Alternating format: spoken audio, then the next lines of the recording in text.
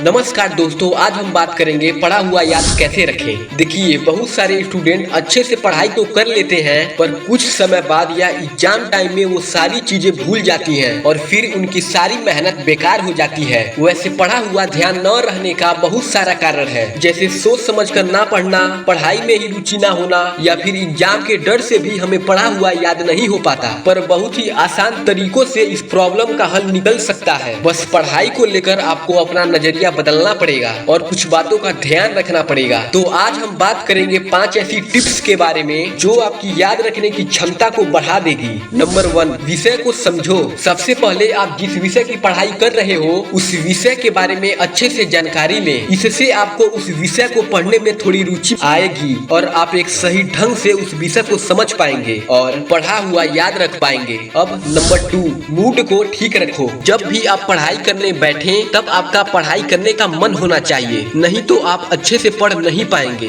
और बाद में आपको कुछ याद भी नहीं रहेगा। इसीलिए पढ़ाई के समय अपना मूड अच्छा रखें, अपने मन को शांत रखें। जो चीजें आपको तकलीफ देती है उनके बारे में ना सोचें या कोई निगेटिव बात ना सोचें। अगर मूड ठीक नहीं है तो आप कुछ देर के लिए टहलने जा सकते हो, अच्छा म्यूजिक सुन सकते हो, एक्सरसाइज या मेडिटेशन कर सकते हो। इससे आपका मूड फ्रेश हो जाएगा, उसके बाद आप अच्छे से पढ़ पाओगे। अब नेक्स्ट नंबर 3, समझकर पढ़ो। यही एक चीज है जो पढ़ाई में बहुत ही ज्यादा जरूरी है। जो भी आप पढ़ रहे हो उसे सोच समझकर पढ़ें। मान लो अगर आप कोई चैप्टर पढ़ रहे हो या किसी क्वेश्चन का आंसर पढ़ रहे हो तो वो जानकारी किस बारे में दी गई है उसे अच्छे से समझकर पढ़ें और उसके बाद अपने मन में भी उस चीज को दोहराएं। इससे आपको चीजें समझ में आएंगी और पढ़ा हुआ याद भी रहेगा। अब जो अगला है नंबर 4, पढ़ा हुआ लिखो। पढ़ा हुआ याद रखने का अच्छा टेक्निक है कि जब भी आप कुछ पढ़ें तो उसे याद करके लिखने की कोशिश करें। जरूरी नहीं है कि आप जिस बुक में से पढ़ रहे हो वैसे का वैसा ही लिखो, बल्कि आप अपने तरीके से लिख सकते हो।